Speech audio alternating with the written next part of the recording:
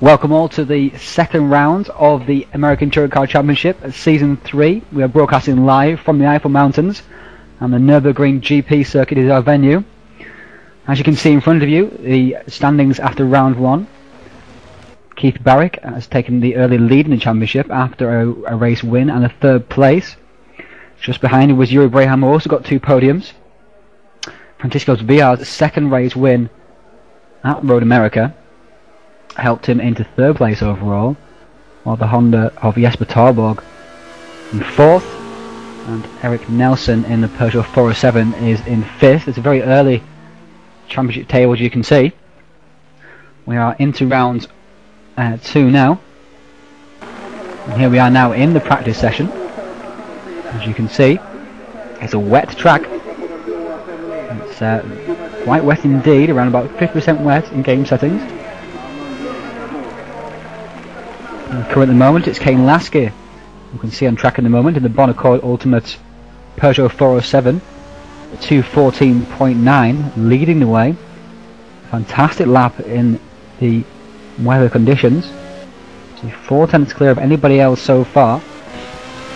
Very much a Honda and Peugeot contest at the moment. Up at the front, Honda and Peugeot holding out the top 7 positions. It's Kane Lasky at the top at the moment. Jesper Tarborg has been very quick as well in practice. He's in third place now, sorry, because Saul Boucher has just popped himself into second place in the Peugeot also as well. There he is, in the DHR Simcraft colours. Jesper Tarborg is still lapping out on the track, headlights on, in his Synaptic Racing Honda. Fourth place is the DHR Simcraft Honda of Vincent Kahn. In fifth place as well is another DHR Simcraft car. So their team is going very well this season. Remember, 3 cars per team, all eligible for championship points. DHR Simcraft are in 2nd, 4th and 5th so far. So they'll be pleased with that, while Bonaccord Ultimate are in 1st and 7th at the moment, with Kane and Reggie in 7th, and 6th is Yuri Braham, Flying Dutchman Racing. You can see his livery there. In 7th place is Reggie Blaine in the Bonaccord Ultimate Honda, as I was saying. In 8th place is Tyler Scullett, the first non-Honda or Peugeot. It's Synaptic Racing Seat Toledo.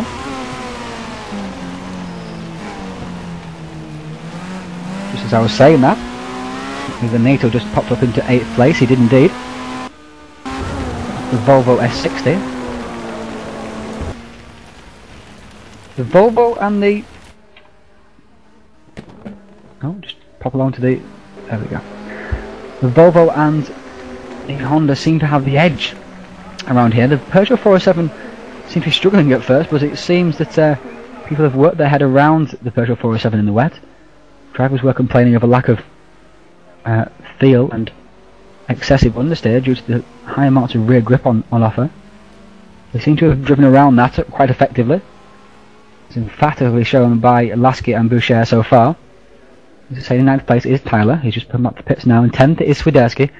Going to be difficult this race for the BMWs. It's not really a rear-wheel drive track as such, and the wet conditions can make things quite difficult, especially when racing in traffic. Any slight touch can send the BMW sliding around. Also not very difficult for it to attack the curbs at the chicane, like the front-wheel drive cars can. Hugo Gonçalves in his Seat there is in 11th place. He's one of a string of drivers who have joined the server for this particular event. 4 drivers have moved up from server 2 into server 1 after round 1. Hugo Gonçalves is one of those. Reese Gardner as well, and with Pedro Amaral and Gonzalo Inacio. So a whole host of Portuguese drivers there moving up. Hugo, it seems, is just practicing his pit stop there. Always valuable to do so. The pit lane entry is a little bit further in than perhaps you would realise at first. So it's very important to practice that, and we've seen as well at Road America difference people can make up just braking for the line in the pit stops.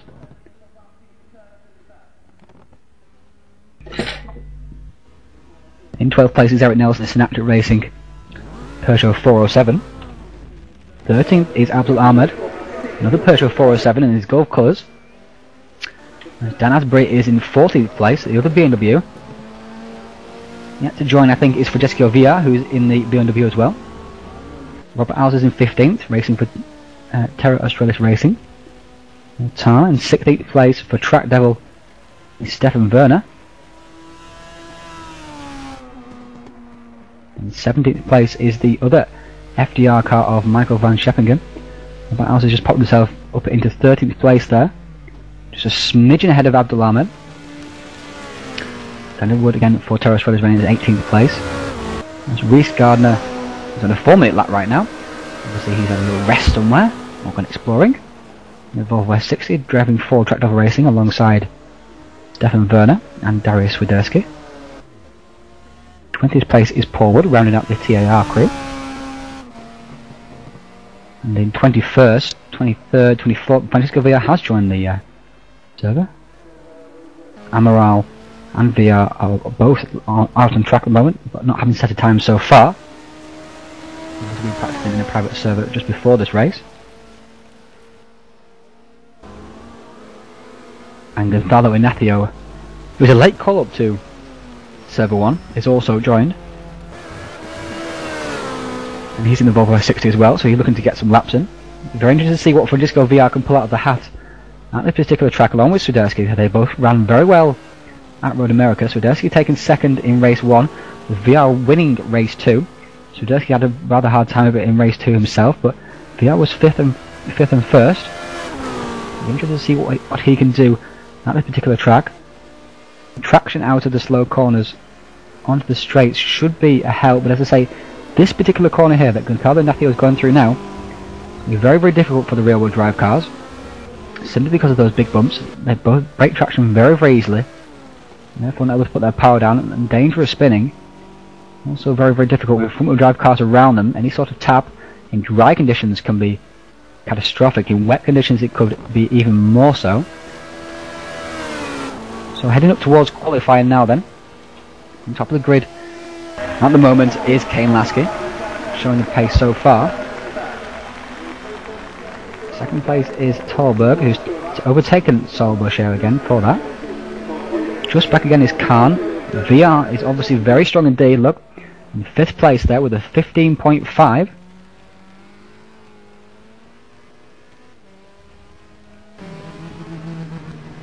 Obviously he's feeling good. Switch back to him now, he's on a better lap again as well. His best in the first sector. He's put plenty of practice in for this race, because it'll be a tough race for that BMW. Remember in the pre-race, Dan Asbury showed some decent speed. See the flick off the curb there, just puts it slightly wide and it flicks him back across the track. It's a bit of a moment. Always scary when that happens, but usually gatherable. Remember Dan Asbury had a good run in the pre-race we had here. 8th in race 1, the pole for race 2, if I remember correctly, or 7th and 2nd perhaps. But, again, the traits of the BMW around other cars caught him out as he was sliding, and another car caught him and that sent him into a complete spin. Just illustrated the perils of driving a rear-wheel drive car around other front-wheel drives. Francisco Villa brings his BMW, his art BMW, around the final corner. Down the straight he comes. See what he can set here. We have 15.399. The field gets ever tighter. Aside from Kane Lasky, who's got a quite big margin at the top of the screen. That's a fantastic lap from him there. Tarborg is on a 0.23, Boucher on a 0.27, Khan on a 0.38, and VR on a 0.39. So the competition once again, despite it being wet and despite such a long track, again a long lap time comparable to last week, despite all those things, the field is still very close. We are now tracking Vincent Khan, who is the reigning champion. A little bit of a difficult race last time around. He had a good strong, medium strong I suppose you could say, first race, up in 5th place, 6th place sorry, and then he was going very well indeed in the second race before a very strange move into turn 1. Saw him go flying off in front of Yuri Braham, Keith Barrick and Jesper Tarburg and out of the race. Partly killed his engine, whether it was an engine stall or whether the impact, which didn't look to be very, very big, killed his engine is to be debated, but that was the end of his race as academic, and he scored 0 points from there.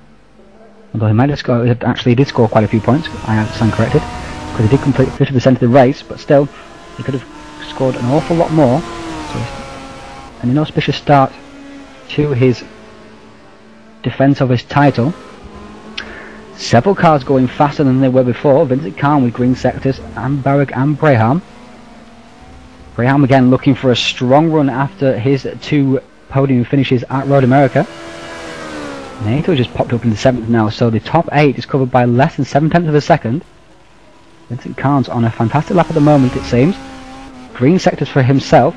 Yuri Braham's dropped a little bit in that lap, I think, and he just might have just held up Vincent a little bit there. He was just behind him, trying to keep his speed up. As the final corner he comes, 30 seconds left in practice, so these will be the last laps for everybody to show that what they can do before qualifying. Over the line he comes, and a 15.1 dead. So Vincent Khan is showing excellent form here at Nürburgring. Just in the background there you can see Yuri and Keith coming into the pit, practicing their pit stops. Also crucial as well, the pit stop can be a bit slipperier, coming down the pit lane, trying to stop on your marks. Not wanting to give away too much time, but overshooting can be catastrophic as you have to press reverse in the pit lane and come back again as well. Also crucial will be the strategy of when and which tyres you decide to change. Changing fronts only is theoretically quicker, but you may find that the rear wheels will wear away even, sorry. Too much for that, and coming into the next corners you will be finding that you are oversteering all over the place. So here we are now in qualifying for the race. Super pole, remember, so that's 1 out lap, 1 hot lap and 1 in lap, so just 1 chance at pole position. Let's go and view the action now. See who's going out first. Zarlin Napier's going out first. Let's see if the top runners are seeing this out. Yep, Kane Lasky has decided to go up first. Once again, just like he did at Road America, I think. He went out very early. No, it's Swiderski, sorry. But Kane's obviously feeling the need to keep that momentum up at a scintillating 14.9 during the practice. He'll be very, very happy with that. Right on board with him now. On his warm-up lap, there's 2 different techniques to the warm-up lap. You can go around and weave the tyres, brake, accelerate, get the heat into those tyres, or you can decide to run flat out around the track and get some heat into those tyres and some normality to where it will be. Maybe used to where they are at that time. Keep the pressures up in those tyres as well. It's very, very wet of course as well, so maybe it's better just to quickly get around the outlap before those tyres cool down, giving the most amount of heat possible. Drivers reporting temperatures as low as 70 degrees for those front tyres, which are usually around about the 95 degree mark. So the rain is having quite a bit of effect here. You see, it's very, very damp indeed, as shown by his very oversteering moment there. Not sure he has to push quite that much on his outlap, but obviously trying to get a feel for the grip during qualifying. Of course, grip in qualifying is increased over practice, so perhaps these outlaps can be a precursor for finding out how much grip there is before your 1 hot lap. This is the only chance you get to find out about that grip. Through the chicane now he comes. Nice exit there. He'll be looking for a very wide exit here, wide entry here, sorry, and a nice exit. Going on to the straight, keeping his speed up, changing gear just at the right point, changing gear probably just before the line to minimise any speed loss down this straight. Okay, Lasky heads down the straight now, braking just after the bridge here. JC car dives under braking as he heads down into the corner. Very shallow line there, using all the camber he can. A little bit wide there, but it doesn't look too bad. Again, quite a shallow line around this long right-hander, sorry. Down to this long left-hander. Once again, the track goes all the way around and then shoots you back across again. Over this curve, using all the track and more.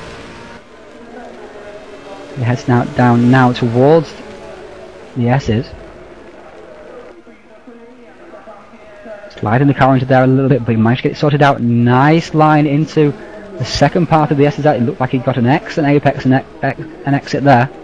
Oh, so crucial. Very, very easy to treat both corners the same there, but they're both completely different.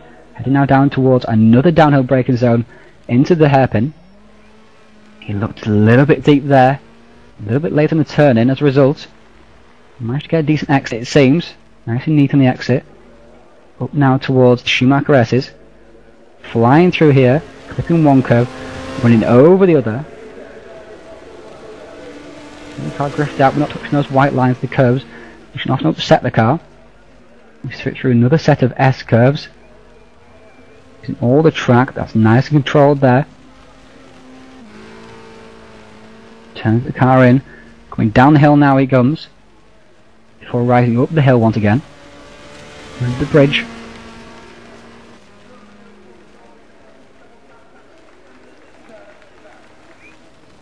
Braking now into the final chicane. Crucial for a good lap, this chicane. Bounces over one curve, bounces over the other. Very, very smooth. Not using all the curbs, interestingly enough.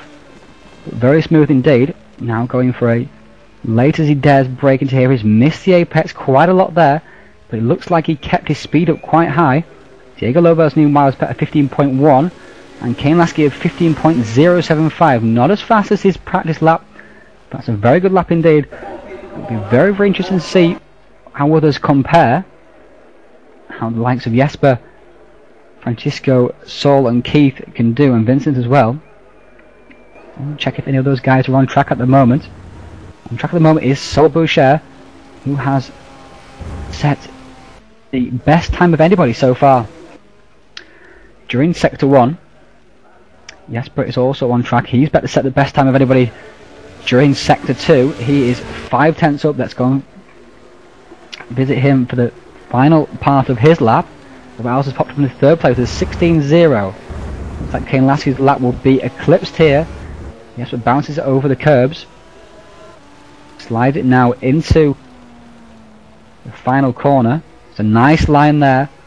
Not exactly at the apex, but looked clean and tidy enough. It seemed to get a decent exit. NATO with a 14.7. Jesper with a 14.2. That's a scintillating lap there from Jesper. What can... No, I can just find him. I'm going to miss him at this rate. What can Saul Boucher do? He was on an excellent lap.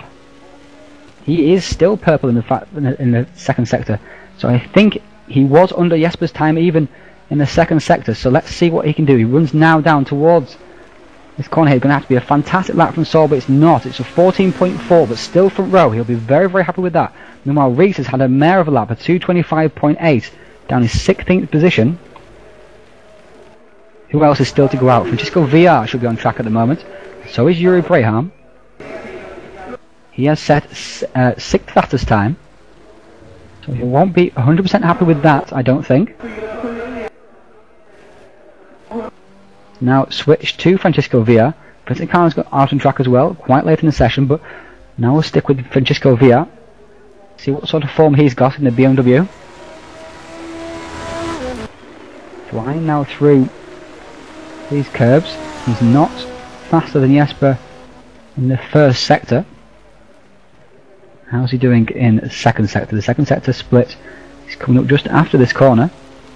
Very shallow turn in there, bit of a twitch as well on turning. Power down okay it seems though.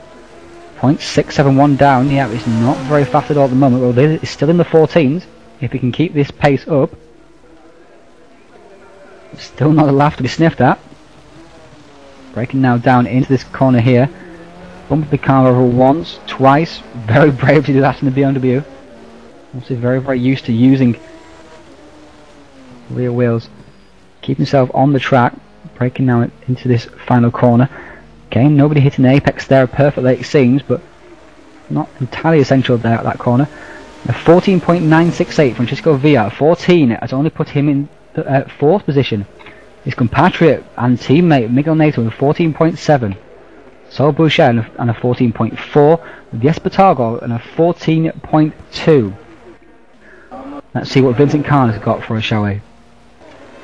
The reigning champion is coming towards the end of his outlap.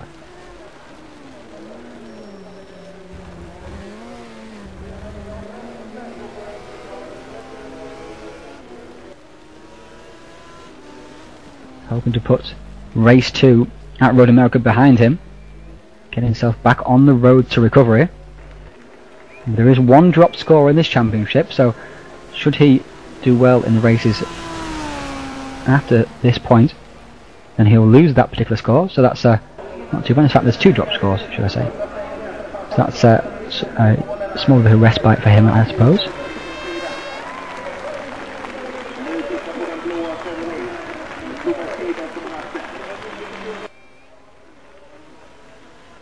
So Vincent Kahn heads around this first complex here.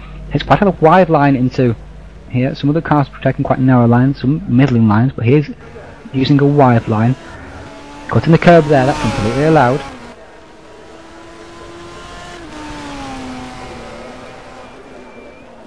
Now Vincent heads down into the S's again. Break nicely into there. Not quite as good a line as Kane Lasky had. And of course, it hasn't done Kane Lasky very much good at all. In 5th place, I think he is at the moment. Double check for you. Check the standings. He's in 5th place with Diogo Lopez, and Yuri Braham and Hugo Gonçalves. And so they've got 4 Portuguese drivers there in the top 8. Pedro Amaral not having quite as good a lap, in 17th place. So Vincent now heads through the very, very fast S's. Flat out, even in the wet. Now into here, getting into the camber, flowing out towards the curb, making sure you get it back across the track for this corner here. Quite a shallow turn in, but not too bad it seems. What he can do is he heads down now towards the second sector split. He's 0.351 down. If he keeps the pace up, he should be in 3rd position. See what he can do in the final sector. Jesper and Sol were very, very quick through here. Bumps over one curb, bumps over the other curb. Very nice indeed.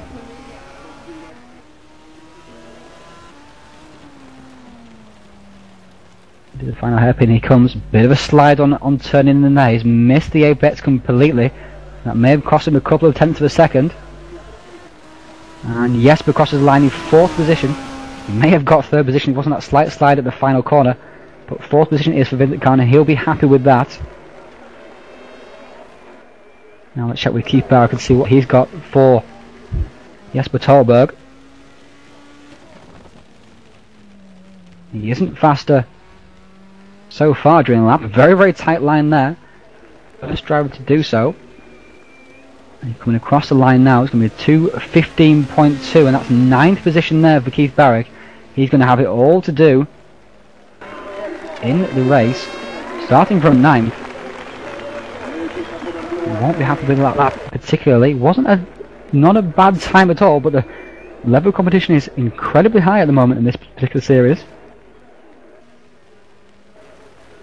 And finally, to set a lap is Abdul Ahmed. Let's see what he can do. He's been running strongly so far. Running midfield. He heads now down in his Golf Peugeot 407. Top on board with him for this lap.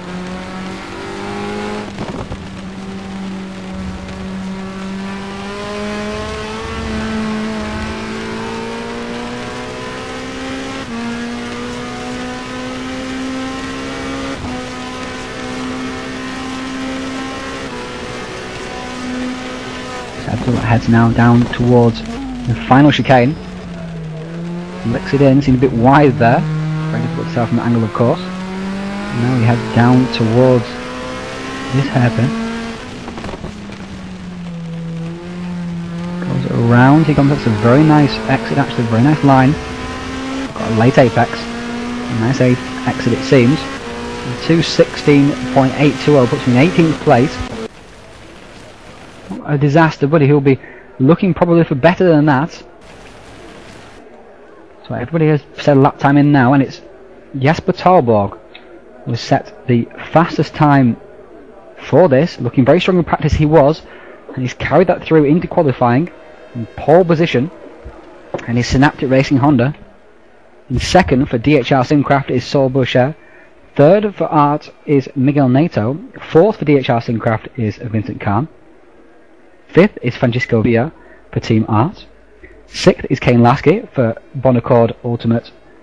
Seventh is Diogo Lopez. Eighth is Yuri Brehan for FDR. In ninth place is Keith Barrick for DHR Simcraft. And in 10th position is Hugo Gonçalves.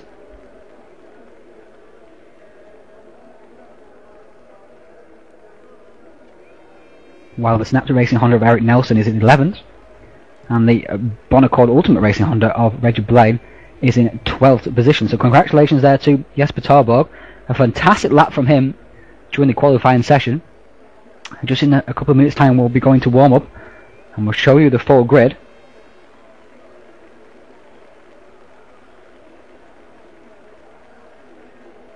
I must let you know at this point that I am under the weather, so if I'm sounding sexier than usual, that's because I'm having to drink Lemsip for my man flu instead of beer. It's not much fun, I can tell you, but true dedication to the cause, staying up till 5 o'clock in the morning. Dedication you just can't come across nowadays. Keith is not paying me enough, obviously. So messages of sympathy are appreciated if you'd like to leave them in the chat room. Okay then, we'll be heading to warm up in a second.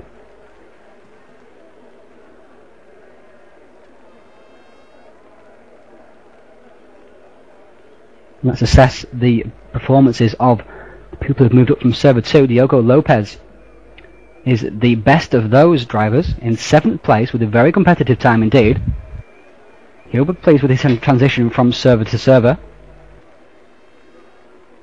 Hugo Gonçalves was one of the other Portuguese drivers who's moved up in 10th position, with Cantada Inácio in 16th, Pedro Amaral in 23rd. Those are the 4 Portuguese drivers brought up from server 2.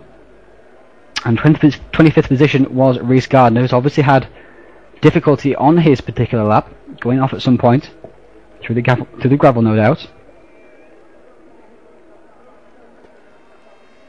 So he'll have it all to do during qualifying. Here we are now in warm-up. I'll show you the grid there.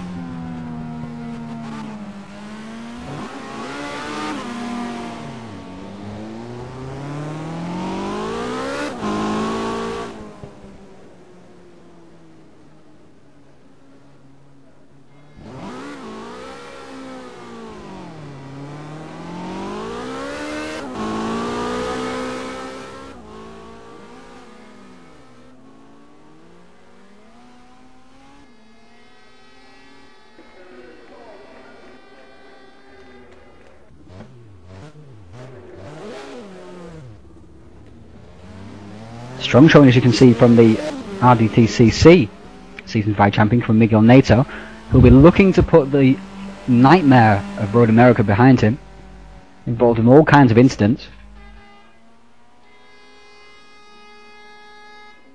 Finishing well down the order, much lower than he's used to being.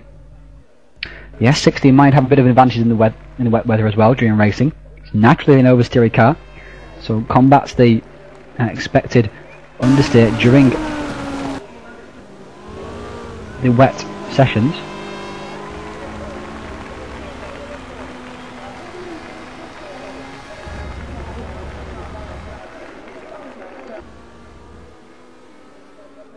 Saul Boucher were looking to put a difficult road America behind him as well, whereas people like Yuri Braham and Keith Barrick, who had excellent road Americas, have found themselves back in the pack. So the drivers who had difficult times have fought back. Jesper was slightly underwhelming at Road America from what we're used to seeing, but he's come back with a vengeance, as you can see, with a 14.2, fabulous lap time there, with a very nice mix of cars in the top 10 there, of course. There's of course a Honda, Peugeot, Volvo, another Peugeot and then a BMW, and a Peugeot, and Diogo Lopez in his Seat, Yuri in his Honda, Keith in his Peugeot, and Hugo Gonçalves, I think, was in his Seat as well. Can you check that, Ryan?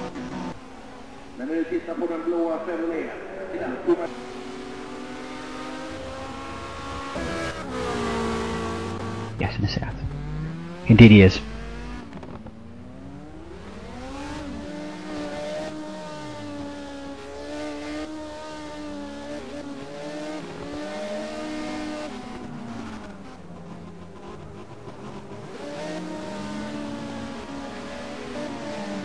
I stand correct as well. Miguel Neto and Francisco Villa are not driving for ART, as I've been reporting. They're driving for Portugal Racing Team, PRT.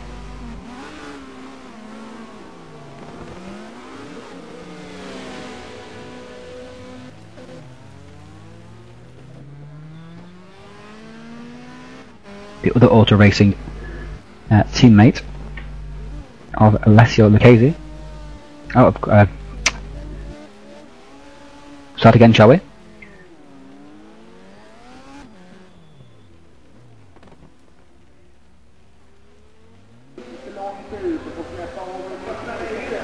Pedro Amaral, should I say, is down in 23rd position. I was getting confused with all these Portuguese drivers.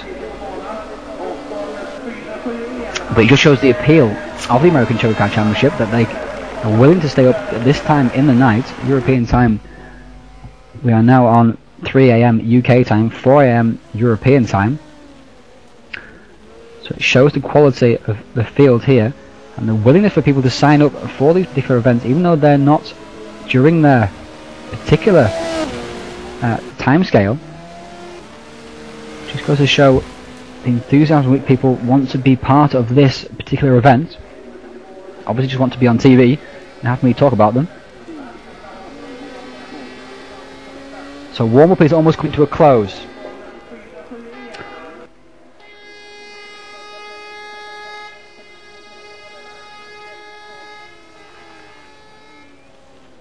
During warm-up, and no one has set a lap time.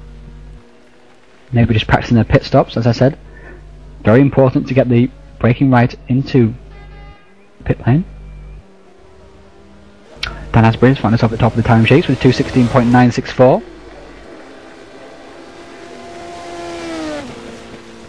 He's qualified a little bit further down than he would have hoped for. He's obviously hoping for rear-wheel drive power to help him during the first couple of corners. Remember, it's a rolling start for the first race. The whole field will drift around the track before lining up and going. Second race will be a standing start, so that's where the BMW will really be able to make this advantage pay.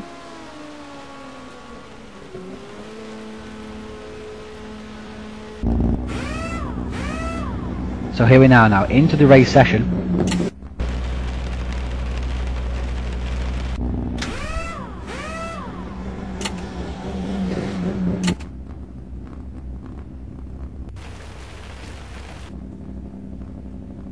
Jesper Targo has already joined the grid along with Yuri Braham.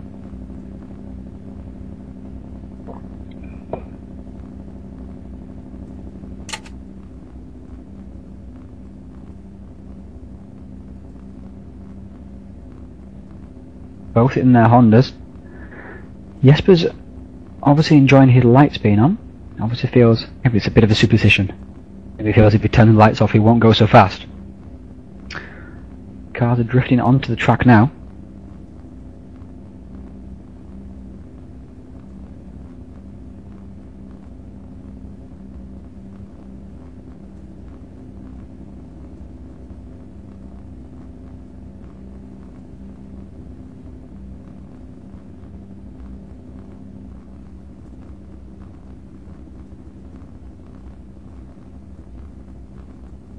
See them all lining up on the grid.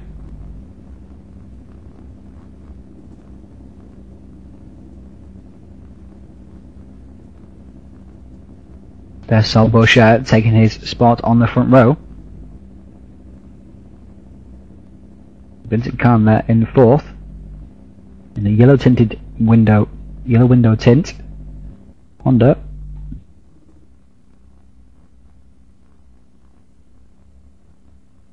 A bit of a trademark of his. He ran that during season 2 also as well on his Volvo C30. This year he's changed to the Honda Accord, but still retained his yellow tint. There we are. Now it looks like we got a full grid.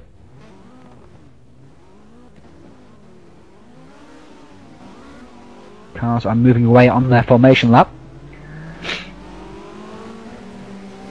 Just a reminder to all again, just like the World Touring Car Championship in real life, the top 8 positions will be reversed for the second race. So the second race grid is determined by the results of race 1, with the top 8 reversed. So if you finish 8th in race 1, you'll start from pole position in race 2.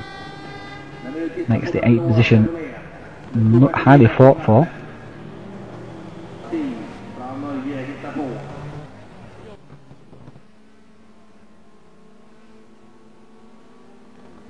It may be with his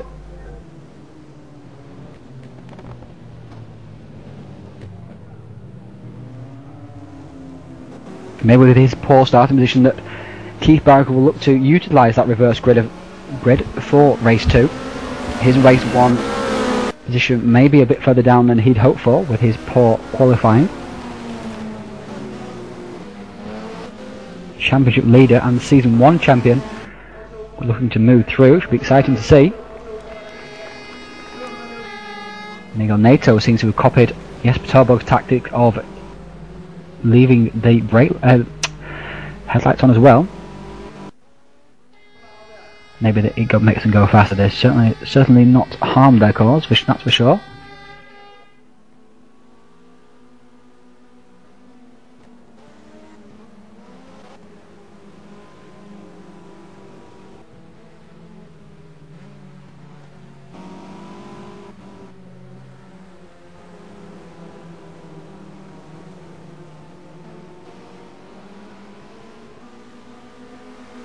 Heading on now around the middle portion of the lap. My Irish flatmate is singing at the top of his voice at 3 AM. Always entertaining.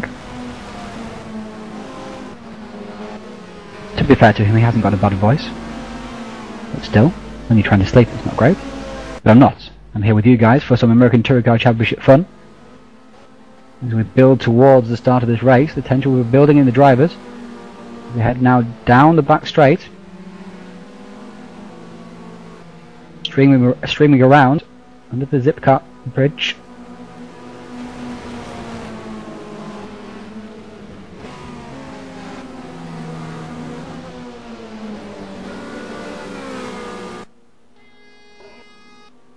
Very impressive sight it is as well. Head now towards the chicane.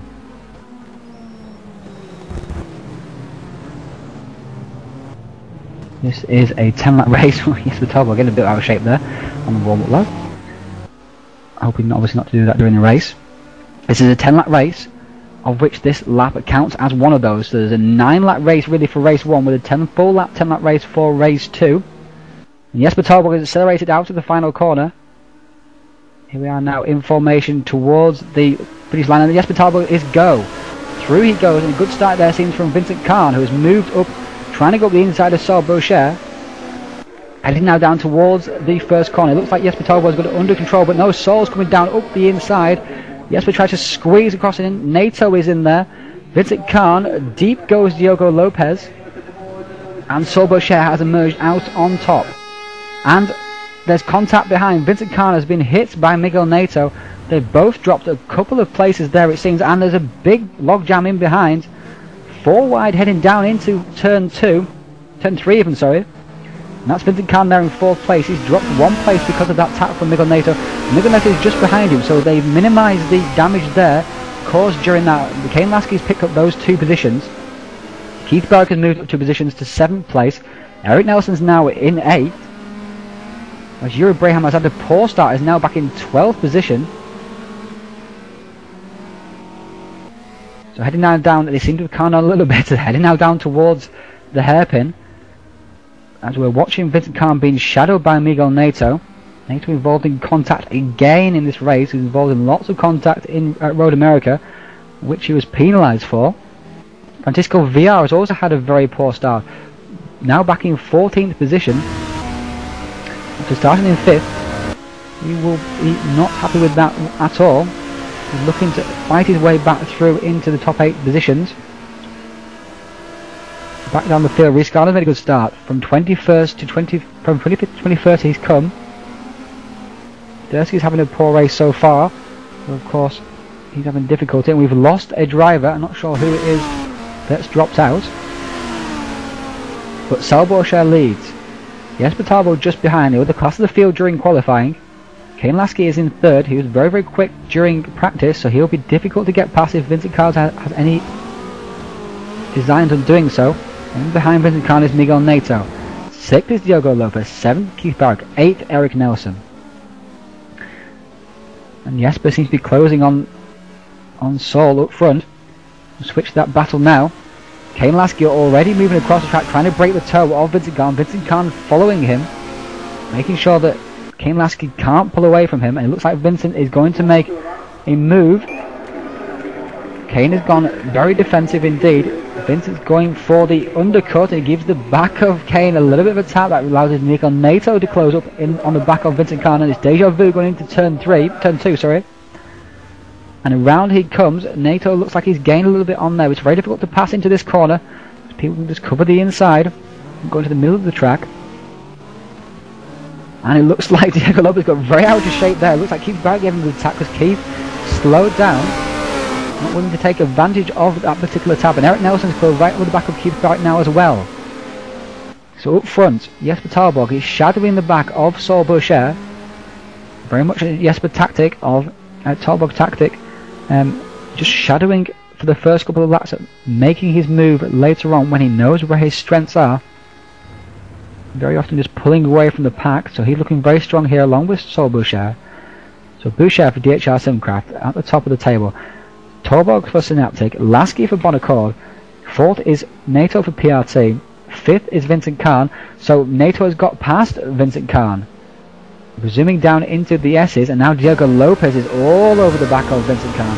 Vincent Kahn is getting a real rub down during these opening laps. In behind Diogo Lopez is Keith Barrick, and he slides up the inside, and Diogo's gone sliding across the track. He held on to it. He's gone across the track.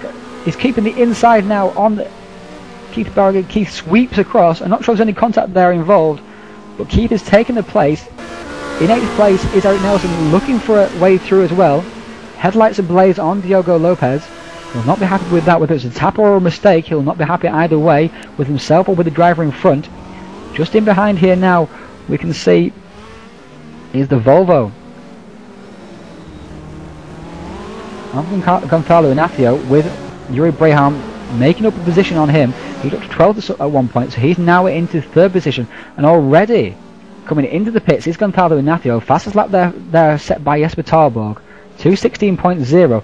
Following him behind is the Bonaccord Honda of Reggie Blaine as they break going into the pits, and very quick into the pits there is Darius Widerski. And also following in is Abdul Ahmed. So a spate of very early pit stops here. But back at the front now, we have Saul Boucher coming under increasing attack from Jesper Tarborg. This is lap 4. In 3rd place is still Kane Lasky, with a nice gap it seems on Vincent Kahn. In 5th in 5th is Vincent Kahn. In 6th place is Keith Barrick. 7th is Diogo Lopez. He is being tracked very, very hard by Eric Nelson also as well. Headlights ablaze on Miguel Neto's car. Jesper Tarborg was very, very close after the first sector there on Saul, but seems to have lost that little bit there. Much deeper under brakes, it seems, is going into that hairpin.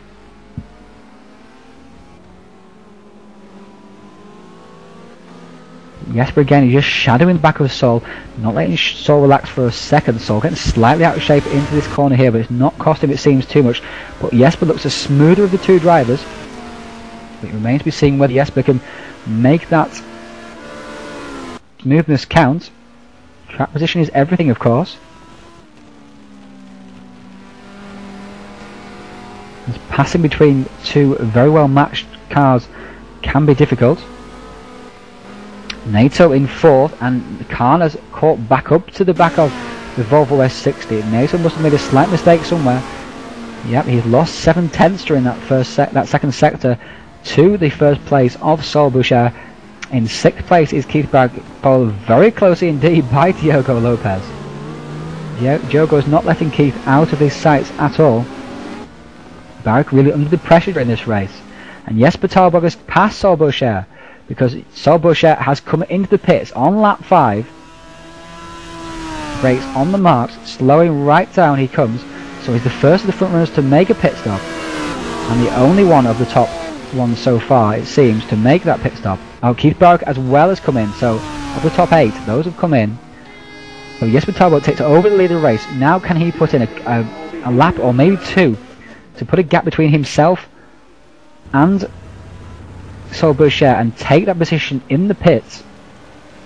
Of course, this is going to play out very nicely indeed, and Jesper is pushing, getting every line he can perfectly right. Jesper will have fresher tyres than Sol Boucher when they come out of the pits together, but it may be that the rears of Jesper's Honda may have worn a little more than the rears of the Peugeot of Sol Boucher, and therefore the balance may be a little bit more biased towards Sol Boucher. So it's a very, very close battle indeed. We'll stay with it and we'll keep you posted. NATO is still being shadowed by Vincent Khan.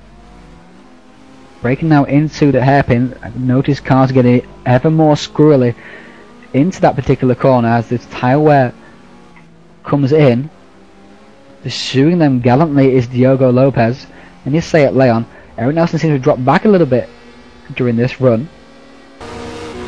Europe Braham has worked his way up to 7th place. Of course, 2 people have pitted ahead of him, so he's in a net 9th overall. And a net 10th overall is Francisco Villa, who will be desperate to get back into that top 8, and therefore be in prime contention for race 2, sorry. Jesper is pulling further and further away from Kane Lasky. Whether he can rejoin ahead of Sol Boucher is eagerly anticipated and looking forward to seeing this. Is he going to pit this lap? It looks like he is. Yes, he is. In comes Jesper Talberg. Is Kane Lasky pitting as well? Yes, Kane is coming in. Is NATO pitting? NATO pits. Khan carries on. Diogo carries on. Eric pits though as well. Yuri pits.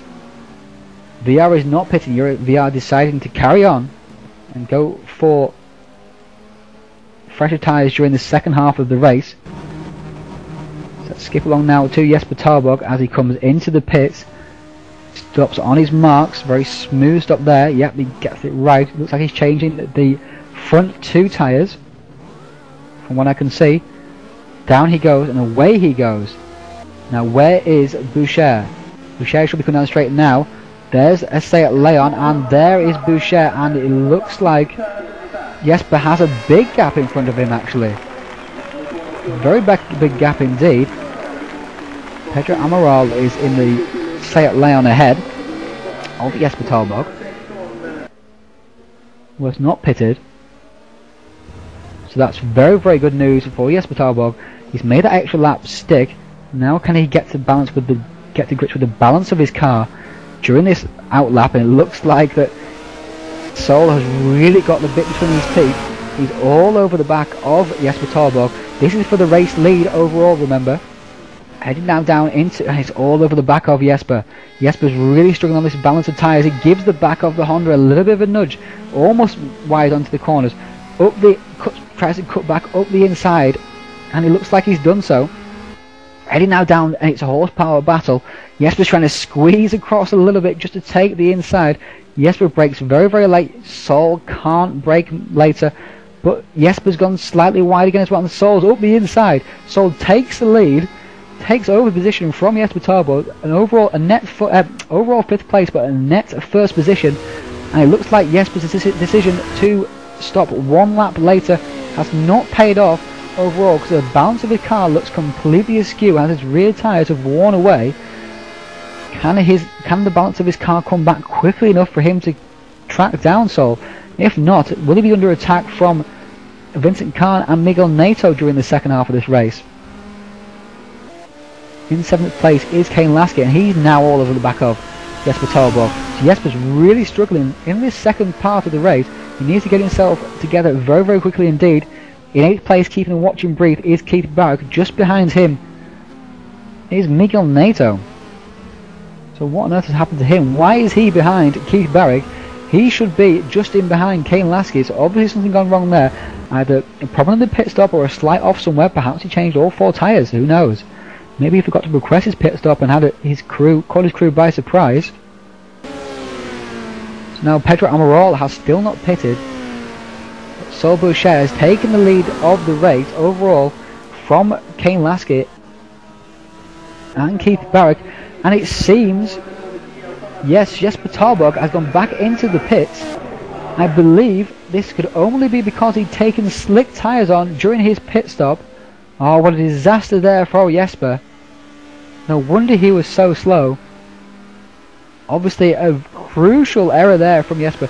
He's blown his chances in this race, and possibly in race 2 as well, as he has dropped right down the field now.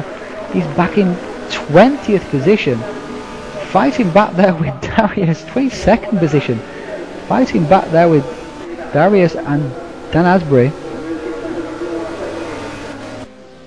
17th, sorry, as the game refreshes, in 17th position, fighting there with Reggie and Tyler.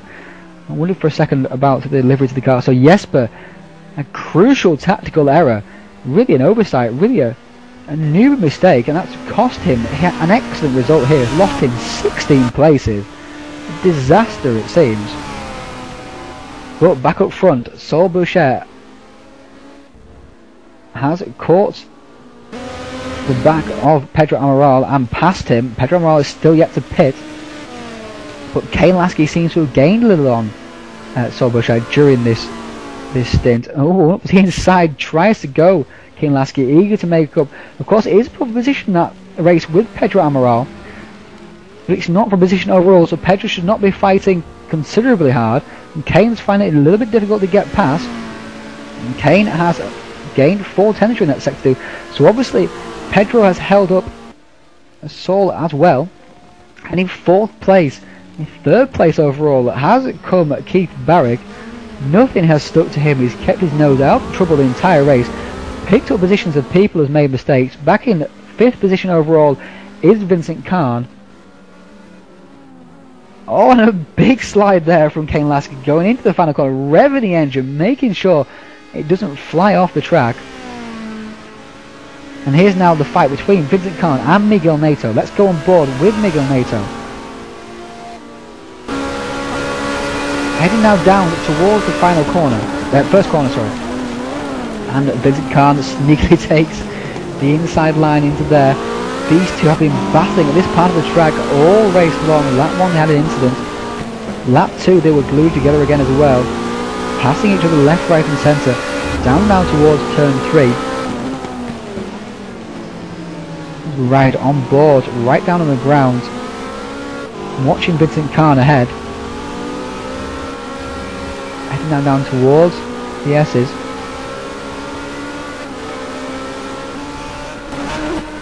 Now we'll take a look back at the Volvo S60 of Miguel Nato. Meanwhile, Sol has pulled away again from Kane Lasky to 2.2 seconds, so obviously Sol was just being held up behind Pedro Amaral, and he has now established his superiority over the rest of the field. It's a shame really, because he was having a great battle there with Jesper Tarborg before Jesper's mistake, so he denied a great battle there.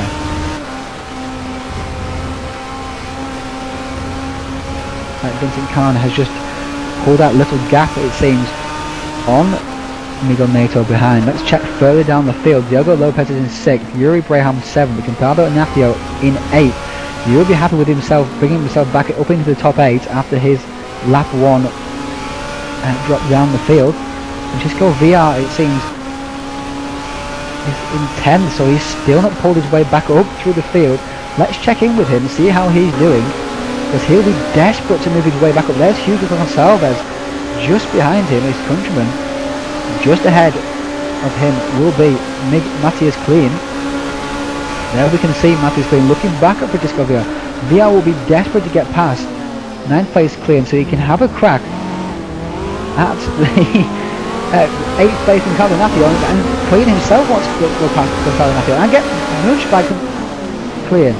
Nudge wide. Through goes 3 cars. He's lost 3 positions there. Gonzalo Ignacio too. And VR has gone up the inside with Klein as well, so VR is into that crucial 8th position. This battle is very, very fierce indeed.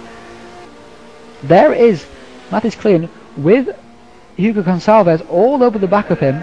The German driver get a big nudge there from the Portuguese driver. Art versus Bonaccord, Seat versus Honda, and Gonzalo Ignacio. He hits the back of Hugo Gonçalves. A big hit there, and it holds both of them up. And now around the back of them fighting for position is Robert Isles, who wants that 10th position away from these 2 guys who are squabbling. In his Seat Leon for Tar. And they're heading now around turn 2 and turn 3. Out of there they come. We seem to settle themselves down a little bit there. But that was frantic action there, and Gonzalo Ignacio has gone from 8th to 11th. With a little bit of contact there, it seemed, from Matthias Klein and from, of course, himself on Hugo Gonçalves. Francisco Villar was a big winner out of all those shenanigans, getting himself up ahead of Matthias Klein into that 8th position, picked up 2 places in one corner. So Matthias Klein took 1 step forward, 1 step back. He's still in 9th position. He'll want to get past the ability again of Francisco Villar, but I fear it may be a task too much for him. Francisco Villar has shown great pace so far. We're on the penultimate lap. We'll check back in with the leaders. So Boucher still holding that position away from Kane Lasky with a big lead now of 3 seconds. Keith Barrick in 3rd place, 4.4 seconds back. He's kept his nose clean all the way through the race. Just picked up positions from other people's mistakes and brought himself up from 9th through to 3rd. An excellent race there for Barrick. This is why he's such a strong contender for the championship. And really the guy that everyone else is going to have to beat with pure consistency and speed. There's Yuri Braham in 7th. He's pursuing the Seat of Diogo Lopez, who is in turn pursuing the Volvo S60 of Miguel Nato for that 5th position. Miguel Nato seems to jump up and down the order like a yo-yo, really, stringing it out. Maybe he's struggling with this 2nd stint. Diogo Lopez stayed out maybe a lot longer than Nato. Maybe Nato is struggling with tyre wear. Barrick is now being caught by Vincent Kahn, and there they are, the 2 DHR cars. 1 Honda, 1 Peugeot. Vincent is all over the back of Keith Barrick. It looks like he wants a position. It looks like he's faster as well, but this is the last lap. It won't be easy to get past Barrick during this last lap. Meanwhile, in the background there is Nato and Lopez fighting it out. There's Kane Lasky just ahead of this group. Seems like Kane has made a small mistake somewhere, because he looks like he's got a smaller gap over these 2. But currently, DHR are 1st, 3rd and 4th. So all doing very well indeed for their team. Francisco Villar is still holding on to that 8th position. Yuri Braham is closing up, and up the inside goes Vincent Kahn. Keith Barrick makes the mistake. Vincent Kahn takes 3rd position. So Barrick is back into 4th. Vincent comes flying through. He's had a very eventful race indeed. A nudge from Nato, battle with Nato, dropping back through the pit stops, back to 6th place at one point. But now finding himself back up 3rd. Barrick isn't finished yet. He's all over the back of Kahn, who won't be happy with making that small mistake at the hairpin which let Kahn through. In the background there is Nato, Lopez, Braham.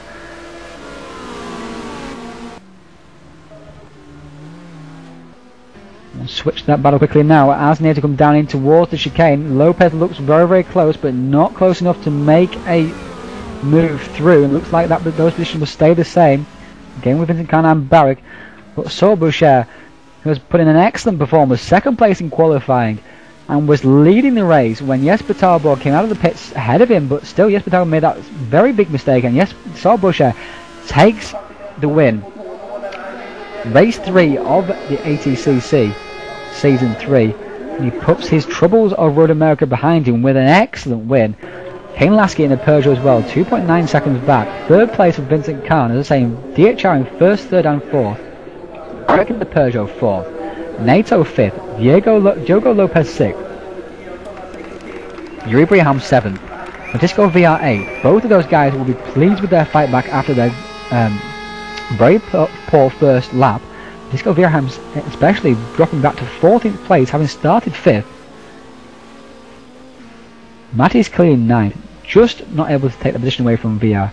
10th Gonçalves, 11th Ignacio, 12th Isles. Jesper Talborg managed to hold his way up into 13th position, so he might be a threat for the point scoring position in race 2, but definitely not a threat for the race.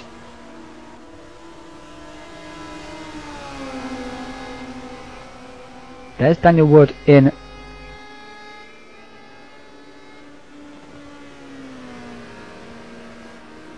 14th place, Michael Van Scheppegem in 15th, Amaral 16th, Nelson 17th. Perhaps he was another one that forgot to put wets on, and Skurlock as well, and Reggie Blaine perhaps. So several guys I think not putting wets on during the pit stop. 21st place was Abdul Ahmed, 22nd was Reese Gardner, 23rd Stefan Werner, 24th Darius Widerski, and we lost a driver as well and still not found out who that is, to be fair.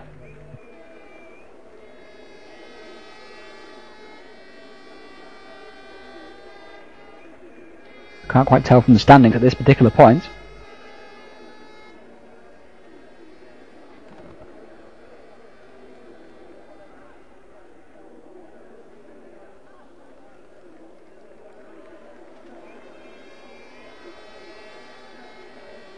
So there we have it. Saul Boucher for DHR takes the win. 2.9 seconds away from Lasky.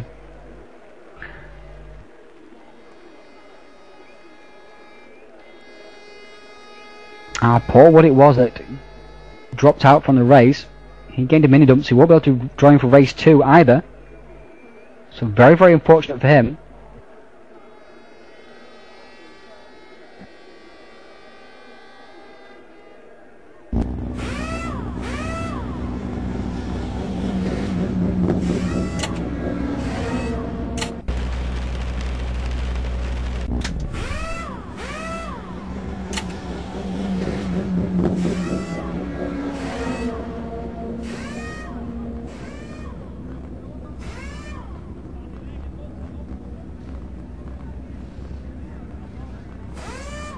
So here we are now into race 2.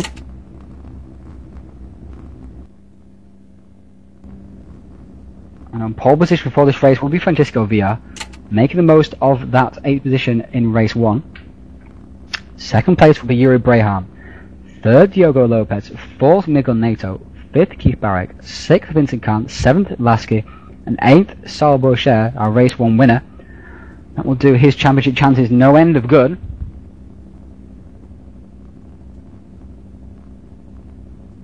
Back in the 9th position will be Matthias Klein with 10th. Hugo Gonçalves rounding out that top 10. Jesper Talborg will start back in 13th as detailed earlier. He'll be looking for a very quick start here. Remember, this is a standing start for this particular race, so that will benefit Francisco Villar greatly. He may even do exactly what he did at Road America, get away from the pack early and just set the pace and pulverise everybody and take a dominant and easy win. That may happen here with the fact that he'll gain a huge amount off the line here, well, should do at least anyway in theory. So he could be clear of the pack by the first corner and therefore able to set his own pace without other distractions around and perhaps take the win like he did at Road America. Right at the back of the grid will be Darius Widerski. I think he was one of those guys who didn't take wets during their pit stop. Several guys making crucial pit stop errors. Most notably, of course, Talborg. So here we are now. Away we go, and a good start there from VR. And struggling on the inside is Yuri Braham. Up the outside goes Diogo Lopez. Up in his second position, following his compatriot through. In fourth there is Keith Barrett, who's had an excellent start. And he's trying to take the third position away from Yuri Braham. And up the inside is coming Kane Lasky, flying around the inside. And Vincent Khan hits him. And he's a traffic jam, and Mattis Clean goes around the outside. And Lasky is in fifth position. Yuri Braham's in third. In fact, he took the cautious way around there and found his way out in front of everybody. And running wide there's Mattis Clean. There it is. Keith Barrick with King Lasky up the inside of him. Lasky goes through, pushes him wide. Vincent Carr's in behind Barrick. In behind them is Boucher and Nato, who dropped the position on this race start. In ninth place there is Talborg, I think. So he's had an excellent start. Yep, and 10th place is Gonçalves. 11th is Mattis Clean, just behind that group there, as you can see. And this whole train of cars here, Lasky, Barrick, Khan, Boucher, Nato, Talborg, Gonçalves and Mattis Clean, nose to tail going into the hairpin. Up front it looks like Diogo Lopez is putting big pressure on his countryman Francisco Villa. He was got away from the pack but not away from that one particular driver, Diogo Lopez. So he's got him for company, and Diogo is looking very, very fast in this opening segment. Yuri Braham is third. There's Ken Lasky in fourth. In fifth place is Keith Barrick, with Vincent Khan tracking in behind him, and Keith is sliding around the corner there. In seventh place there, in sixth place, sorry, should I say, is Miguel, seventh place it was, sorry, I'm correct, is Miguel Nato. He has up the inside of him coming Jesper Talborg. Wants the overlap going into this flat out kink, but he's not going to get it. Go on board now with Jesper Talborg. Jesper Talborg on the left. On the right is Saul Boucher in ninth position, it seems. So he's dropped a place overall, and Talborg is on a mission. It's race one disaster. He's looking very, very aggressive so far. Picked up 5 places already on lap 1. Coming on lap 1, Francisco Villar leads. Diogo Lopez just behind. There's Yuri Braham in third. Lasky fourth. Barrick just behind him in fifth. Then Khan, Nato, Talborg, Boucher, Gonçalves and Clean just behind this group. And up the inside makes a move. And there goes Jesper Talborg making a move on Miguel Nato. Nato tried to squeeze across, but there's no room for him to do it there. A very poor move there really from Vincent Khan. And up the inside has gone Saul Boucher. Looked like a bit of a racing incident there, but Nato paying the penalty for not leaving room at the first place at the hairpin, slowing himself up, allowing the big space up the inside for Saul Boucher to come through. Nato get pushed wide. He's back down to 12th position now. He's got Tyler Skurlock all over the back of him, and it's bumped in behind as they go across the curve. And Skurlock is looking for a way past the Volvo S6s, the wounded and erratic and very hot-headed at the moment, probably Miguel Nato, involved in contact once again during these races. He seems to have got his head down now though, as we check the rest of the field. Francisco Villar still leads from Diogo Lopez. He's pulled a little bit away from him. Yuri Braham is third, coming with increasing pressure there from Lasky and Barrick. In sixth place is Vincent Khan, who's been putting pressure on Barrick, who has dropped back ever so slightly. Seventh place is Talborg. And there's Boucher being pursued by Gonçalves. And here we are now with the big battle. The big battle now is Braham, Lasky, Barrick, Khan. Talborg will actually on the back of this as well. As we come towards the end of lap 2. Very fierce battle indeed. Barrick is in 5th. There. Just ahead of him is Lasky. Just ahead of Lasky is Braham. Just behind is Khan and Talborg. Keeping watching brief so far. And VR is still leading from Diogo Lopez, but he is not pulling away from the Seat driver the way he would like to. Of course, it's very difficult to drive that BMW consistently in these races, in the wet conditions. And Barrick is looking up the inside of Lasky, forces Lasky to go a little bit defensive, but Barrick runs a little bit deep into that corner himself as well, but gets a decent exit. He might get a slipstream here. And go on board now with Lasky, looking back at Barrick. There is the Peugeot of the DHR Supercraft team, and Lasky covers the inside, goes down the middle of the track. Oh, it is Khan just in behind him. Nathio, we've lost Gonzalo Nathio in the background there. So now we're down to 23 drivers, as in behind is Keith Barrick, just in behind Lasky. Vincent Khan and Tarborg both looking threatening, but Tarborg's good opening stint putting back in contention here, but of course he's among the very, very fast drivers now, with very little difference between them all, so it's very, very difficult to make a pass. Graham is just ahead of this group, so he's managed to pull his way away from this group once again as well in the FDR Honda, looking for another podium position. If he could stay that, would be his third of the season. And just in behind you can see Lasky is bunching the whole field up here, it seems, going slightly slowly. He's certainly got the pace, but has he got the pace in this particular race? And he's gone very, very deep there, so does Barrick. Khan takes the classic line and gains on them both. This is a very, very fierce battle indeed. So head now through the Schumacher S's and go 1, 2, 3, 4, just like that, flying past over the camera. And just go VR with the 15.3, very, very fast lap indeed on lap 2, pulling away now from Diogo Lopez, 1.1 seconds ahead. This is coming towards the end of lap 3 now. Boucher is up into 8th position, so ahead of Hugo Gonçalves and Matthias Klein. There is Nato in behind. He of course will now be in 11th position, dropping back to 12th, so obviously he's got past Tanner Skurlock. I'm sure he dropped back to 12th position, so maybe somebody dropped back in behind him as well. Swiderski's moved his way up from 23rd, and into the pits comes Boucher for an early pit stop. Paid off for him during the last race, so why not try it again? And also up front in comes Lasky and Vincent Khan. Vincent looks like he gained quite a bit of ground there on the Peugeot of Lasky.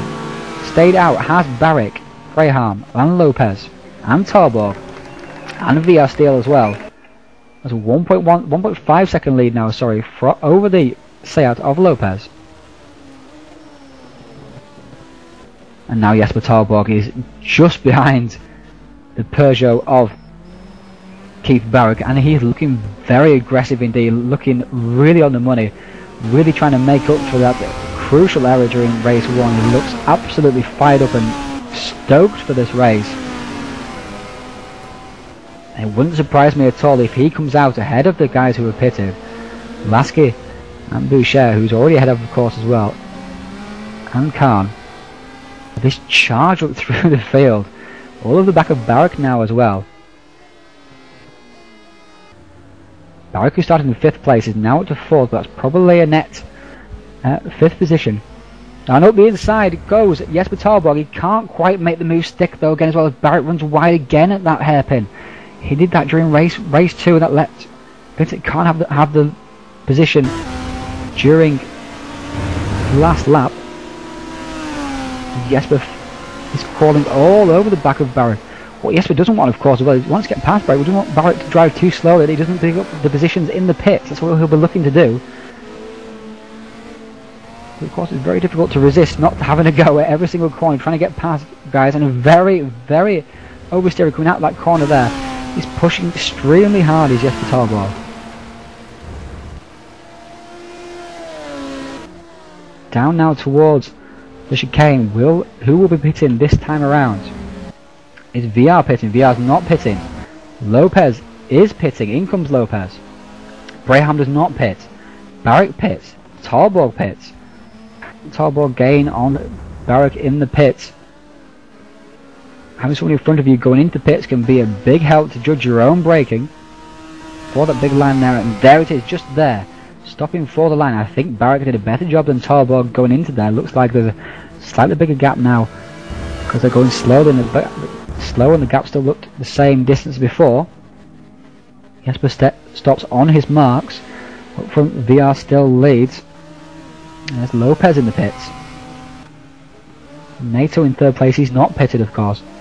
There comes Barrick out of the pits, and there goes Tarborg out of the pits, obviously hoping as well this time he made the right decision to change to wet tyres, and there goes Lasky and Vincent Khan. Have they overtaken Barrick out of the pits? There they come now. Barrick is holding them up, trying to hold them at bay. And there is Kane Lasky trying to slide up the inside of Barrick. He's done so. Kane goes up the inside of Barrick, again taking Barrick in the same corner he did on lap 1. And up the inside now is coming Vincent Khan. He hits the back of Barrick, touches the back of the Peugeot.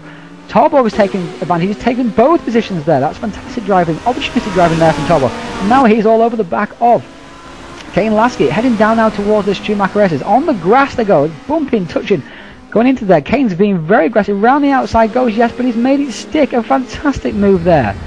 But can Kane Lasky get the cutback? Heading down towards the hairpin. Has he got enough of a run? I don't think he has. No, he hasn't. Fabulous driving there from Torborg. He picked up 3 positions in just 2 corners. Opportunistic, smelled his opportunity and went straight through. Great driving there. So he should be up into a net 3rd position overall, I do believe. 4th position, sorry. May pass Yuri Braham depending on his pace in this particular lap. Up front, will VR be pitting this particular lap? Amaral stayed out a long time once again. NATO is currently still out there. Braham pits, VR pits. Will NATO pit? NATO will pit. Into the pits he comes, round on lap 6 now. Lap 6 of 10. Braham is pitting. There is VR pitting as well. Let's head back towards the battle with Jesper Torborg and see where he comes out in comparison to Braham and VR. He's pulled away from Lasky. Jesper is on absolute fire in this particular race. And there is Amaral in front. He'll be hoping that Amaral doesn't hold him up as Amaral did to Boucher and Lasky during the first race. Can Torborg catch the say-out of Lopez, who is in a net 2nd place overall? There goes Yuri Braham just up ahead, rejoining track. He should stay ahead of Jesper Torborg. He does indeed. There is Pedro Amaral in between the two. He'll be looking to get past him as soon as he can, but there is Yuri Braham, and Jesper is very close indeed. He'll be very pleased with his performance throughout so far. So he's in a net 4th place, having started 13th. Really showing the absolute raw pace that he has, and the raw racing instinct. Bumping over the curve, looking way past pesky say-out of Pedro Amaral. Really interfering with this lead battle here. Gisco VR came out ahead of Diogo Lopez for the lead, still with a 1.5 to 2 second lead. Robert Alls is currently in the lead of the race. Reggie Blaine there in 2nd place. They are both still to pit. Still to pit as well is Pedro Amaral, but apart from that everybody else is pitted, and the big battle in behind here with Lasky and Barrick in behind him still. This battle rages on. Torborg's looking to get past that say-out of Pedro Amaral, and he's been held up badly up behind him. But Pedro's gone and hit. They've made contact, and Torborg has lost some ground to Lasky. Now he's under pressure. Torborg won't be happy about that at all. Amaral has interfered with the leaders quite a bit in both races. He's perfectly entitled to. Of course, it upsets the natural rhythm and order of things. Racing 4th position after all, but not realistically. We're not making a pit stop, and Torborg's running very wide indeed. Lasky's looking for a great run off this corner to take advantage, but not got it, and instead it's Barrick who's made a good run off the corner. He's pressuring the back now of the Bonnecord Peugeot. Heading now down into the chicane. He's got a big toe, and Lasky's gone very defensive. Takes the inside, drifts across back a little bit as well. He's gone very deep. He's gone far too deep. Through goes Barrick. Barrick takes the opportunity. In behind now is Vincent Khan. Can he take advantage of this? Boucher is behind Vincent Khan also. Can Vincent Khan take advantage of Lasky's on both sideways, the DHR cars? Sol almost going into the back of Vincent Khan, coming down the track here. And now everybody's pitted. And the order is shaken out just like this. VR is 1st, Lopez 2nd, Braham 3rd, Torborg 4th, Barrick 5th, Lasky 6th, Khan 7th, and Boucher in 8th. It's the usual pretenders fighting out those positions once again. As round they go.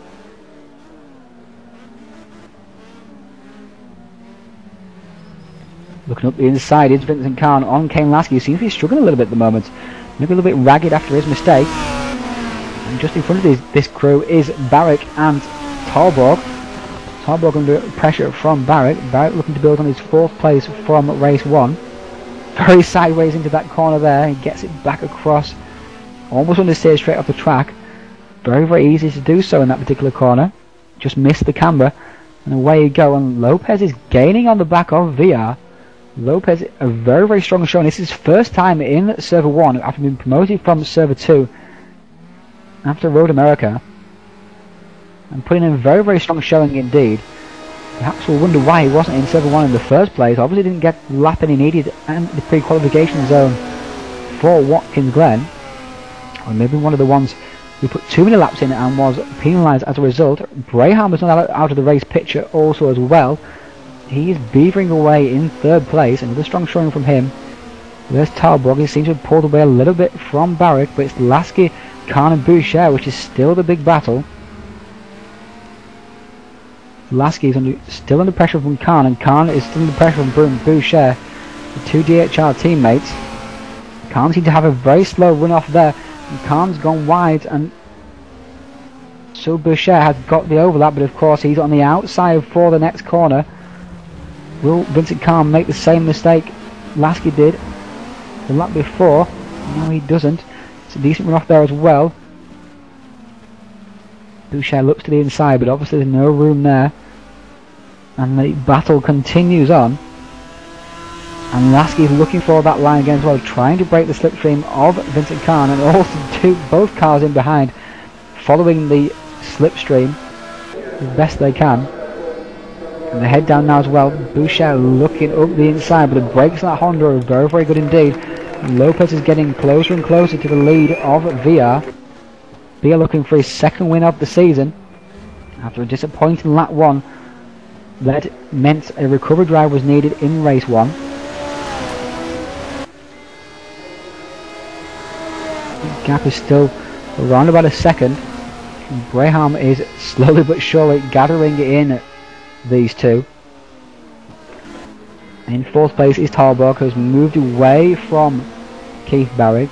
He'll be keeping an eye on the top 3, see if any shenanigans occur and whether he can profit from those. He was hurt very, very badly by the incident with Amaral. In 5th place is Barrick, 6th is Lasky, in behind him still is Khan. In 8th place is Boucher.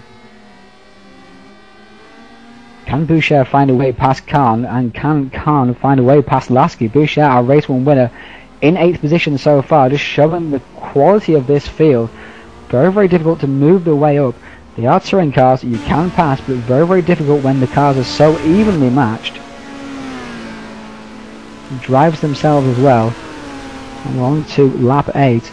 In these wet conditions, very, very tricky, very, very easy to make a mistake.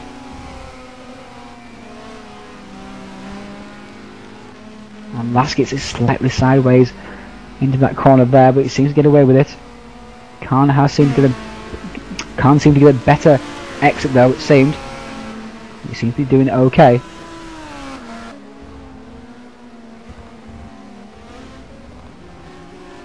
Further down the pack, Skurlock and NATO involved in a battle. NATO involved with the battle with Skurlock once again, who were fighting earlier on in the race. NATO is falling behind Skurlock now as well. So he again is having ragged races, showing great promise both here and at Road America. But having ragged runs and really costing himself lots and lots of positions. Becoming his own worst enemy really at the moment. In 13th place is Michael Van Sheppingham, who's had a quiet run so far. In behind him is Robert Isles and Eric Nelson. Eric Nelson takes position away from Robert Isles. Takes 14th position from the Australian racer. In 13th place there is Michael Van Sheppingham. Not seen much of him in the event so far. In 16th is Stefan Werner. 17th is Stefan Werner in behind Daniel Wood. 18th is Reese. 19th is Blaine. 20th is Gonsalves, who's dropped way down the order. 21st is Amaral. 22nd is Asbury. Now not a lap down, sorry, is Abdul Ahmed.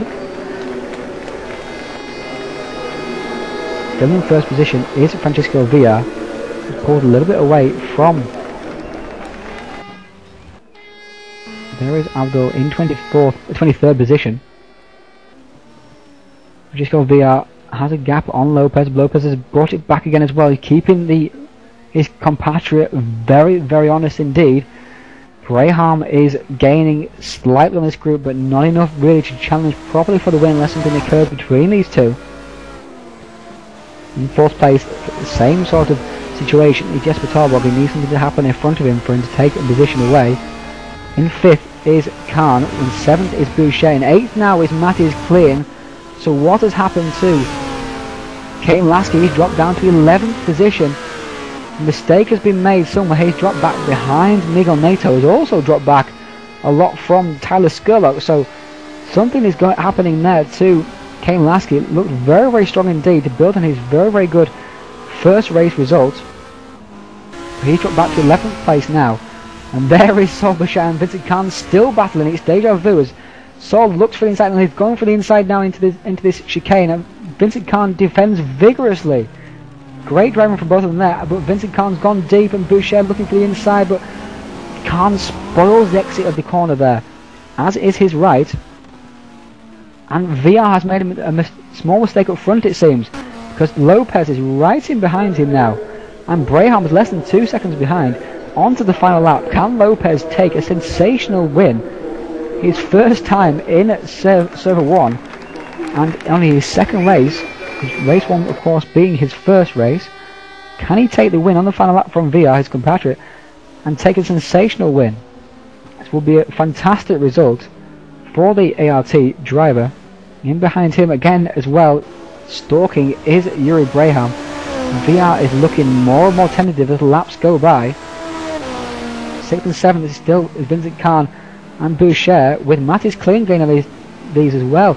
So perhaps I think Khan, Boucher and Lasky must have had an incident which held them all up, because Mattis Klein and Tyler Skurlock have all gained on them and they were quite a way behind before that. There is Braham in 4th, there is Lopez in 2nd, Braham in 3rd, sorry I should say. And Via now, just half a lap to go, less than a minute. Take his second win of the season, put himself back into the championship fight, which he lost quite a bit of ground with his 8th place in race 1, which, considering his lap 1 exploits, was actually quite a good result. But this win has been much more gritty than his win at Road America, where he just drove away from the pack. This win he has dug deep for, and Lopez is still not safe from the Honda of Yuri Braham. If Lopez makes a small mistake into this corner, Braham will eat him for breakfast.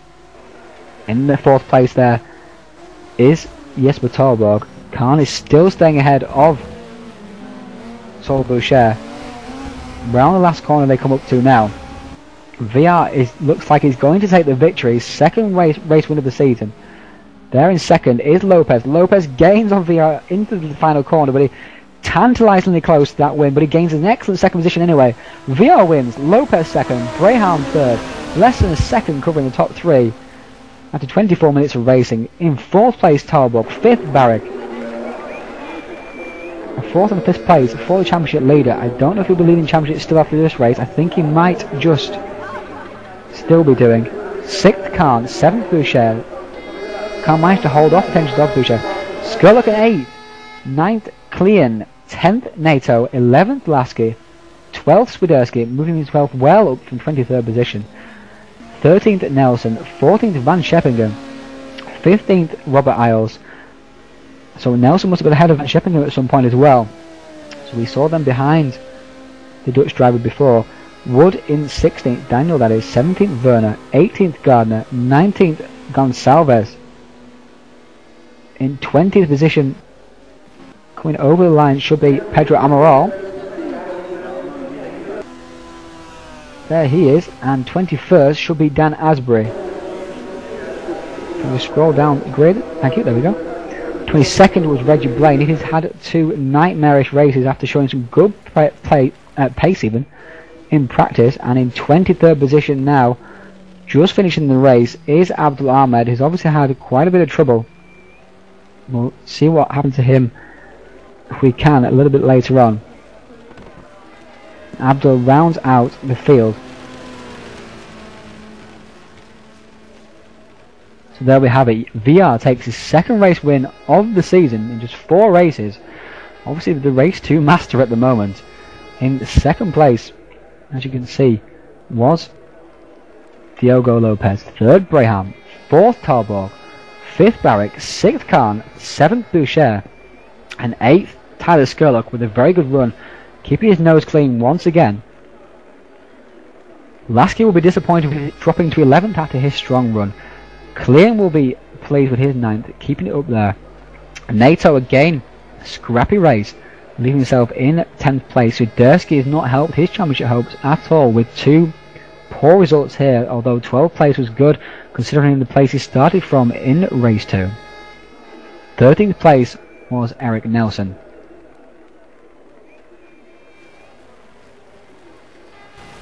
And there is our race winner in the Peugeot, in the BMW 320.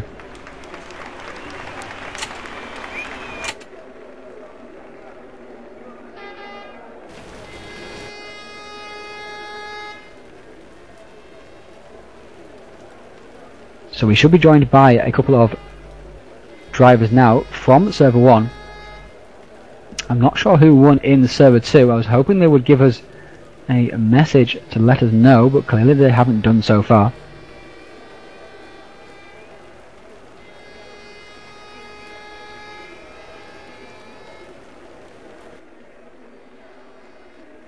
So the end of 2 grueling 24-minute races. Sol Boucher took the first race win, with VR taking the second race win, and Sol Boucher joins me now. Sol, an excellent race win there, profiting from the mistake in the pit stop from Jesper Torborg. How do you think that went? The race overall? How did the first race go for you? Did it all seem under control? I think I kind of got gifted a little bit of luck there with the positioning at the start. I totally expected, I would have thought that Jesper would have gotten the inside lane, but I got that, and I was able to basically make it stick going to the first turn and take the position away from him right off the bat. So that was kind of a bit of a luck draw for me there. Overall, the race, I just focused on attrition, tried to make sure I hit all my apexes right and not make any mistakes, because I mean, that'll just kill you on this track in the rain. One small mistake and you can lose a second easily on this track. So it was a lot of focus. I really had to focus down. I pitted early. I kind of figured that that would balance my tires over the second stint, and I wasn't thinking that I might get stuck behind some of the back markers. So I think that mistake kind of offsetted the mistake that Jesper made, and he was actually able to get out of the pits in front of me there, but I was able to get around him again because I had warm tires. Yeah, I mean, at what point did you realise that that he had the wrong tires on his car? As soon as he came out of the pit, I knew that his tires would be cold and mine were up to temperature. So at that point I knew I had to pounce on him then and there. I had to basically take opportunity and get around him quickly, or I was going to lose the race. Did you twig that he was on the wrong tires once he dropped quite dramatically back? No, actually I didn't. I didn't realize that until later on in the race. I figured they were just cold. No, he's obviously changed the tyres to the slick tyres. Very easily done. The second race, you were involved in a massive scrap with Khan, Lasky, and Barrick for most of the race. How did that one go for you? Actually, no, that wasn't me. That was Vinny, I believe, that was locked in that battle. I was kind of a little ways back from it, kind of watching it from behind. Oh, Khan was there. Well, you were all over the back of Khan for most of the race. I was behind Vinny. Yeah, I thought Vincent, behind me for most of the race. Vincent, Khan? Yeah. Oh, gotcha, yeah. Okay, maybe a little bit too close for you. We'll skip over to Yuri. Again, another podium, Yuri, but the first race didn't go so well for you. The first lap you saw yourself drop back to 12. You managed to bring it back to 7th. What happened on that first lap? What can I say? Combination of the bad weather. and a lot of the cars on the track. Yeah, so yeah, there was a little bit of bumping, but you can expect that with this kind of weather. So yeah, I caught a little bit, hit it on the rear, and then I dropped back a little bit. So yeah, the rest of the race was like battling up the field. My call was to finish in front of Keith, but he had a really good start, and he was just on the right side of the track when everything happened. Yeah, I mean, in the second race, though, again, you were cautious into turn one, but emerged ahead of everybody else in third place as they all got into each other and a massive traffic jam ensued. So obviously, being cautious in race two paid off. In race two as well, you had good pace, but couldn't quite catch the back of Lopez and VR. You almost did at the end. How did that go for you? I mean, did you struggle with any balance problems at all? Well, actually, as Keith said before, never change a winning setup, and you can imagine what I did. I changed the setup. I didn't like it in the first race, but I think it was also due to the little hits on the car. You can really feel that when the conditions are wet. And yeah, in the second race, it was just trying to catch the two front runners of me, but they had slipstream of each other. And then they're just a little bit quicker on the straights. So I was hoping that someone was catching up with me to push me to them. Yeah, it was nice to see them in front of me for the whole race. Yeah, so keeping watching brief the whole time. Moving on to you, Keith. You managed to keep your nose clean and move away up from 9th after a poor qualifying in race 1. But Vincent got you on the final lap. I was struggling quite a bit with the car. Also, Vinny was way quicker than me, and if it was anyone else, I probably would have defended until I had no doors left. But he is a teammate, and I'm not going to hinder his progress. I was much slower. I made a mistake, and instead of blocking the line, I just allowed him to get through. Yeah. But Vin did a great job in race 1. It's great to see two of the DHR Simcraft guys first and third. It's great to see us all up there. Considering we put in the practice and just look for the results. Yeah, DHL were very, very strong here with obviously Sol taking race 1 win and absolutely. Yourself up there very, very much so. Kane, moving on to you. I'll skip. Well done on race 1, but I'll skip first to race 2. And we didn't get to see it on the broadcast. But was there an incident between you and Khan which held you up, or did you just run wide? Can you hear me? Yep, we can hear you. Actually, I had some kind of a wire coming loose on the steering rig and causing a little electrical fault, and finally at the end it gave out a few laps from the end, and I lost a few spots, and I actually had to climb under there and put it back. So that was unfortunate for me in the second race. Yeah, because I wonder where you'd gone to, because I think Boucher and Khan have been held up as well, because Skurlock also merged on the back of them, and so did Clean. Race 1, how did race 1 go for you as well, sorry? Actually, I apologize for those guys in race 2, like they were really clean, like I was having when I was making the steering inputs, like it was cutting it out, and so I wasn't actually as smooth in keeping the pace, and Keith I made a mistake and let him by, and then it just deteriorated from there. Race 1 was good. It's important here to get out in the clear air, and I knew I had a good pace if I could just get out in the clear air, and there was a little bit of trouble in turn 2, and I was able to sneak by, and that's exactly what happened. I had some clean air, and I was able to put down the pace that I needed to and come out in front after the pits, and just be there. And in the second race, I didn't actually get such a great start and got held up a little bit, and actually made up a little bit in the pits, but at the end I dropped back a few spots. But all in all, a good weekend, some great racing. I'm going to actually have to watch the replay to remember most of it, because it was intense to keep the concentration. It was all action. Vincent, I don't know if you can hear us. Yeah. Yep. How did that all go for you? I mean, you had very good pace, and you converted that into a third place in race 1, and a 6th was it overall in race 2. How do you think that went for you? You were involved in battles pretty much all the way in both races, especially with Miguel Neto in race 1? Yes, very much actually. In race 1, in the start, I got a pretty good start, but after turn 1, I got the tap from Nato, and just trying to hold on to the position and then just keep the pace up. He passed me like several laps later, and then I was trying to do a late pit stop to leapfrog him, but it didn't work out. But at the end, the pace is good because my tire is fresh, so I was able to gain a speed on Keith and pass him when he went wide. Race 2, actually, I turned around and do a early pit stop. It didn't work out for me. At the end, I was really struggling for grip, as Saul might have known. Like I just can't stop the car basically. So sorry about that. I didn't really mean to shut the door on my teammate, but the front was so loose. I was struggling for grip. But for the last 2 laps, I tried a different line, and it kind of worked out. You couldn't stop the car. That's unfortunate, because I was commenting how good the Honda was on the brakes. So now I look like a fool. Yeah, my stop was too early.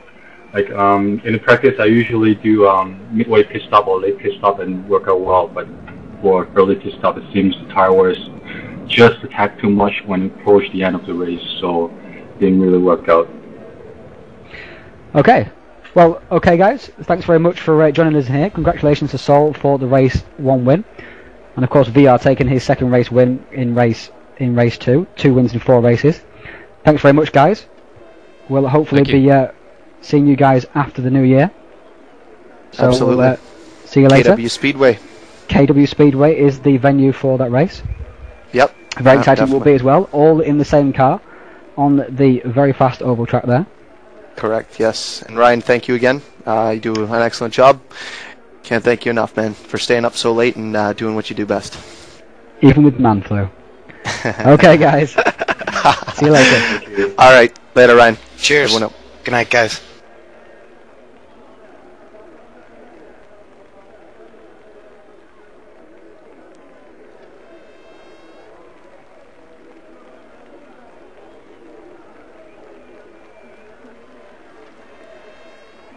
Okay, guys, that was the second event of the American Touring Car Championship, Season 3. Just heard from the drivers. Congratulations again to the victors, Saul Boucher and Francisco Villa. I hope you enjoyed the coverage here. We'll see you again after the new year, again on a Friday night at the KW Super Speedway. The difference with this event is that every single driver will be driving the same car, all driving the BMW 320 SI, which is found to be best for that particular race. So look forward to that. It promises to be a very, very close battle indeed. So from all of us at the American Touring Car Championship, thanks again for watching, and we'll see you again next week.